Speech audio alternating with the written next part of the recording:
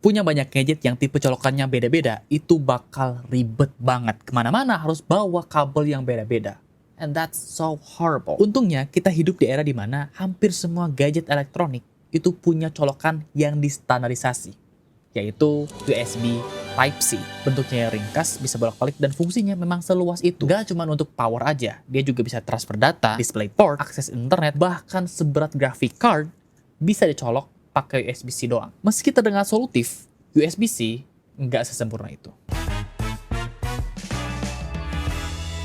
Yes, meskipun kita udah punya perangkat kayak laptop, tablet, dan smartphone yang udah mendukung USB Type-C, nggak serta-merta kita bisa pakai satu kabel doang untuk semua kebutuhan. Kita bayangin USB-C ini kayak mobil.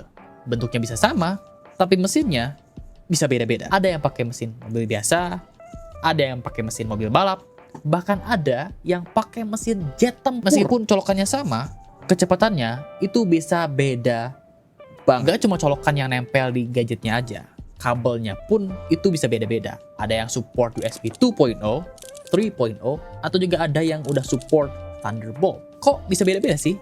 Itu juga yang jadi pertanyaan saya. Kenapa nggak semua perangkat USB-C itu punya standar yang cukup tinggi, sehingga ya kita bisa pakai kabel manapun di perangkat manapun? Alasannya beda-beda. Ada yang karena biaya, ada yang karena perangkatnya yang belum support, dan bahkan ada yang karena bisnis. Sebagai contoh, iPhone 16 yang udah pakai USB-C tapi masih pakai kecepatan transfer di USB 2.0, yang mana itu udah puluhan tahun yang lalu. Kita bisa lihat bahwa Apple ini akan selalu mengedepankan dan menjual varian tertinggi mereka, sehingga mereka akan menjatuhkan varian terendah dari produk mereka. Yeah, you know, that's business. Terus dampaknya apa? Kalau kita masih pakai perangkat yang masih ngedukung USB 2.0, itu akan berdampak signifikan kepada kecepatan transfer data. Ketika kita mau transfer data dari satu perangkat ke perangkat lain dan masih pakai USB 2.0, itu akan sangat memakan banyak waktu.